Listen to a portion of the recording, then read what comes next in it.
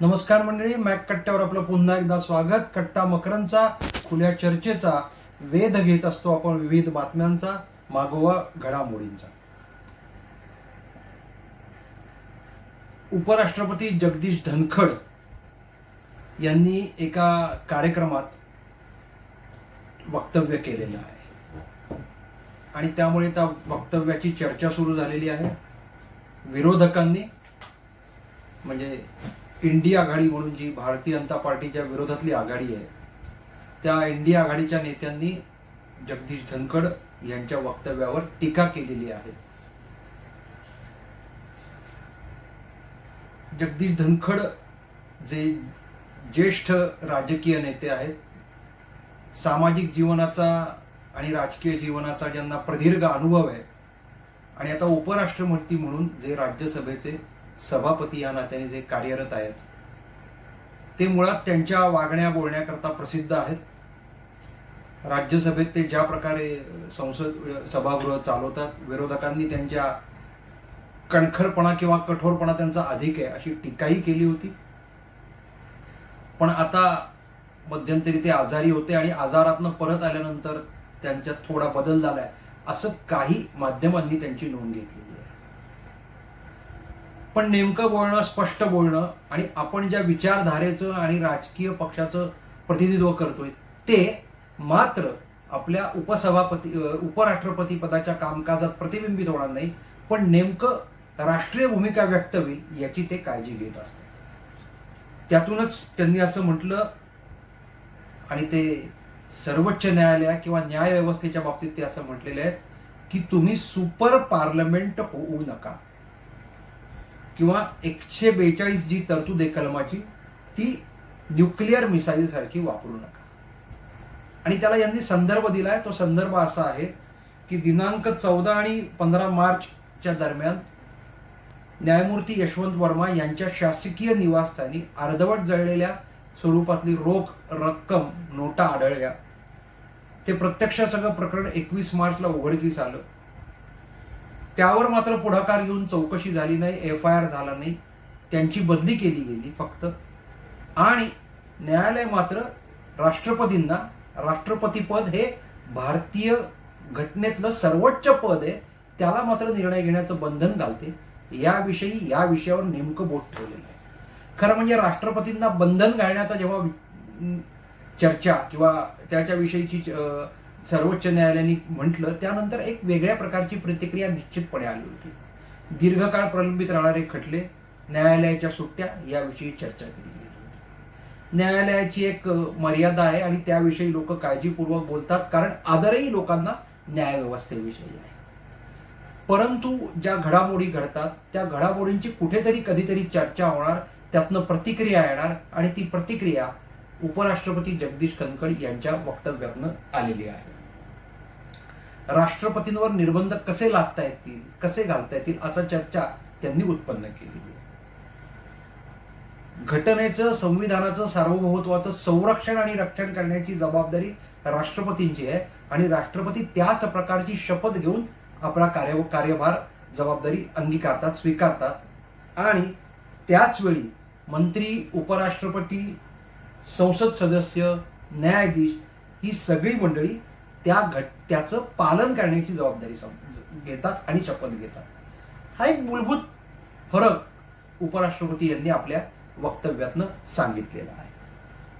त्यामुळे ह्या पार्श्वभूमीवर उपराष्ट्रपतींचं वक्तव्य केवळ वादग्रस्त ठरवायचं आणि ते सर्वोच्च न्यायालयाच्या विरोधात अशी चर्चा करायची की या निमित्ताने ज्या स्वायत्त संस्था आहेत आणि ज्या एका अर्थाने लोकशाहीचा आधार आहेत, ती संसद जी सर्वोच्च आहे, कारण त्यात निवडून येणारे एका अर्थाने भारतीय जनमानसाचं, मतदारांचं, सर्वसामान्यांचं प्रतिनिधित्व करतात. त्यामुळे अशी असलेली संसद, न्यायपालिका, न्यायव्यवस्था यांचे परस्पर संबंध कसे असावे, ते कसे असले पाहिजेत, भविष्यात यातील संघर्ष कसा टाळता येईल आणि संवादाचे मुद्दे आणि एकमेकांना पूरक ठरणारे मुद्दे कोणते असू शकतील यावर व्यापक चर्चा घडवून आणण्याची संधी खरं म्हणजे जगदीश धनखड उपराष्ट्रपती यांनी दिलेली आहे. आपण मॅक कट्ट्यावर जेव्हा बोलत होतो त्यावेळी 2-3 वेगवेगळ्या संदर्भात आपण हाच मुद्दा आणला होता की ह्याच सर्वोच्च न्यायालयाने निर्णय दिला काय निर्णय दिला होता तर शहाबानू या गरीब विधवा मुस्लिम महिलेला पोटगी दिली पाहिजे. ती कशाच्या आधारे दिली पाहिजे तर ती भारतीय न्याय व्यवस्थेच्या आधारे भारतीय कायद्यातल्या तरतुदीप्रमाणे ती पोटगी दिली पाहिजे असा निर्णय दिला. या निर्णयाच्या विरोधात उठाव कोणी केला, या निर्णयाच्या विरोधात रस्त्यावर कोणी गेलं, या निर्णयाच्या विरोधात लोकांनी रस्त्यावर उतरावं म्हणून कथित पुरोगामी सेक्युलर लिबरल माध्यमकर्मी यांनी काय केलं आणि त्यावेळी पंतप्रधान राजीव गांधी म्हणजे काँग्रेसचं बहुमताचं सरकार होतं. एका अर्थाने त्या पाशवी बहुमताच्या सरकारने सर्वोच्च न्यायालयाचा म्हणजे स्वतंत्र न्याय व्यवस्था जी आहे त्यांचा निर्णय बदलला आणि संसदेने पोटगी नाकारली. आम्ही शरीयात हस्तक्षेप करणार नाही, ढवळाढवळ करणार नाही अशी भूमिका घेतली. त्यावेळी सर्वोच्च न्यायालयाने काय भूमिका घेतली नाही, काय केलं असा प्रश्न विचारला गेला होता.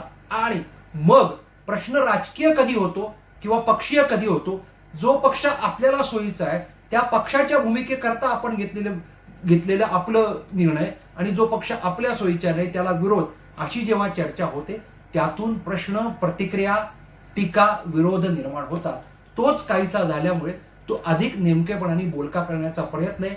ही सगळी चर्चा वैचारिक पातळीवर घडवली पाहिजे आणि यातून भविष्यात काही चांगलं निर्माण झालं पाहिजे.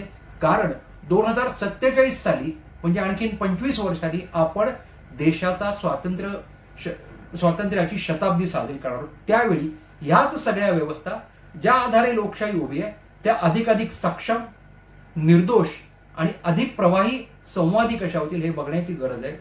तोच नेमका खरं म्हणजे हा मुद्दा आहे. परंतु उपराष्ट्रपती यांच्या वक्तव्याकडे तातडीने इंडिया आघाडीने राजकीय दृष्टिकोनातून पाहून त्याच्यावर टीका सुरू केलेली आहे. कुठलाही राजकीय पक्ष हेच करणार त्याप्रमाणे ती केलेली आहे. परंतु अशी टीका करताना आपण भूतकाळात काय चुका केलेल्या आहेत, जेव्हा सत्ता आपल्याकडे हातात होती तेव्हा आपण कसे वागलेलो हे सोयीस्कररित्या विसरलं जात आहे. म्हणजे पश्चिम बंगालचं सरकार राज्यपालांना चालतं की तुम्ही मुर्शिदाबादमध्ये जाऊ नका. तिकडे तामिळनाडूतलं सरकार म्हणजे मुख्यमंत्री विरुद्ध राज्यपाल असा संघर्ष सुरू आहे. असं देशात काही ना काही घडत असताना मात्र जगदीश धनखड उपराष्ट्रपती यांनी नेमकं वर्मावर बोट ठेवलेलं आहे. ते आपण व्यापक अर्थाने समजून घेतलं पाहिजे. सर्वोच्च न्यायालयात वक्फ विरोधात सुनावणी सुरू झालेली आहे आणि त्याचे उलटसुलट अर्थ निघालेले आहेत. खरं म्हणजे सर्वोच्च न्यायालयाने संसदेने मंजूर केलेल्या वक्फच्या निर्णयावर त्या अर्थी कुठलीही टीका केलेली नाहीये, स्टेही स्थगिती दिलेली नाहीये.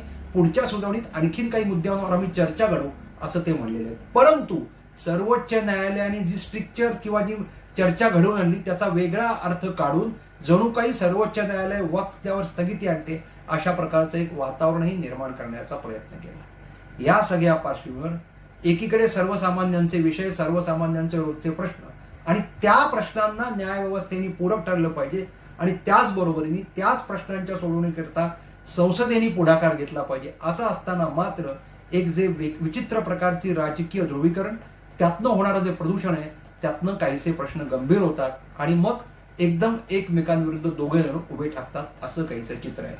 या पार्श्वभूमीवर उपराष्ट्रपती जगदीश धनखड यांच्या सुपर पार्लमेंट होऊ नका किंवा 142चा वापर न्यूक्लिअर मिसाईल सारखा होऊ देऊ नका अशा म्हणण्याचा अर्थ नीट समजून घेतला तर चर्चा वैचारिक स्तरावर जाईल.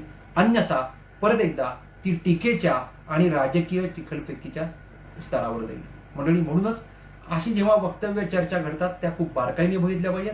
मॅक कट्ट्यावर आज इतकंच. कट्टा मकरंदचा खुल्या चर्चेचा शेअर करा, लाईक करा, सबस्क्राईब करा. धन्यवाद.